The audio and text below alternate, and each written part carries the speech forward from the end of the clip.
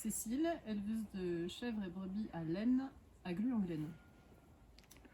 Moi, Albertine, je suis productrice de plantes aromatiques à Villa-Pourson. Marie-Reine, je suis productrice de plantes aromatiques aussi à Saint-Léger-sous-Beuvray. Et Julien, je suis maraîcher à la mini-ferme du Morvan, ici le lieu dans lequel vous êtes est à Saint-Prix. Il y a 5 ou 6 ans, on était quelques agriculteurs sur le secteur à vouloir se constituer en groupe pour s'entraider. Ce qui n'était pas forcément possible géographiquement d'une part et d'autre part parce qu'on n'avait personne pour coordonner notre groupe. Et puis au fur et à mesure des années, le tissu agricole s'est modifié et s'est densifié sur le secteur géographique du Grand Site de France du Mont-Beuvray. Ce qui est une salariée a été missionnée pour ces questions-là, ce qui nous a permis de nous constituer en groupe d'une dizaine de personnes au départ et de créer un réseau d'entraide et de travail en commun. Oui, donc on a commencé avec un groupe de 10 producteurs et à présent on est 15. 5 nouveaux producteurs se sont rejoints à notre association. Et ce qui va nous permettre vraiment de valoriser nos actions, de mettre en place des actions sur les courts, moyens et long terme. Voilà. Moi, à titre personnel, j'ai rejoint le groupe parce que, étant nouvelle arrivée dans le Morvan et dans le monde de l'agriculture, je pense que j'avais vraiment besoin de rencontrer des gens qui ont un peu les mêmes problématiques. Et du coup, là, ça a permis de faire vraiment une cohésion entre plein d'agriculteurs qui ont des productions différentes et qui on se serait peut-être pas rencontrés sans ce biais-là.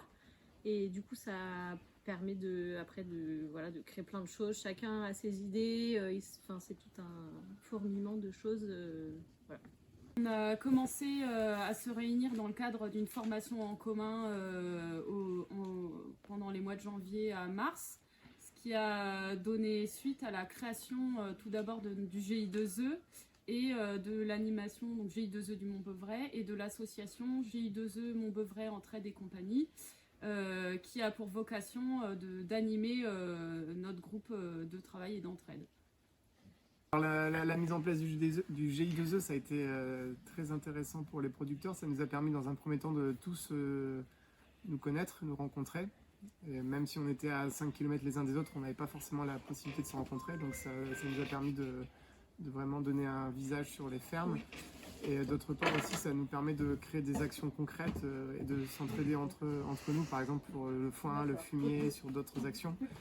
Enfin, sur d'autres aides, enfin, entre les, comment on appelle ça, les différents besoins entre les producteurs, ça nous aide vraiment et du coup c'est vraiment un avantage d'avoir créé ce GI2E sur un petit secteur comme le Grand Site. Et la phase d'émergence nous a aussi permis de mettre en commun nos envies, nos besoins et de les formuler et de pouvoir transformer ces idées en actions concrètes.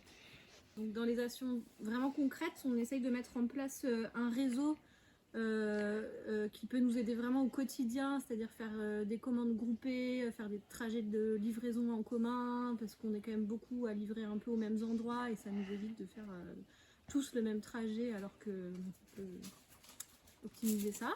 On a aussi l'envie de créer un peu des événements autour de nos fermes pour valoriser nos produits, pour se faire connaître du grand public. Parler de nos problématiques et puis voilà, des événements des marchés, plein de choses comme ça.